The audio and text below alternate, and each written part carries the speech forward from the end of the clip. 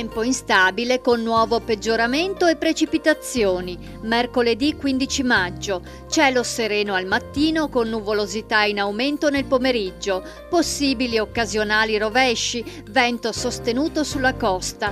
Temperature stazionarie, mare da poco mosso a mosso. Giovedì 16 maggio. Molto nuvoloso con precipitazioni diffuse, anche consistenti e a carattere di rovescio. Vento sostenuto da sud-est, minime in lieve aumento, massime in calo, mare da molto mosso ad agitato. Venerdì 17 maggio, cielo nuvoloso e precipitazioni sparse anche a carattere di rovescio o temporale, fenomeni via via in esaurimento, valori pressoché invariati, compresi fra i 17 e i 18 gradi. Sabato 18 maggio, residue condizioni di instabilità con possibili piogge sparse, minime in diminuzione, massime in salita.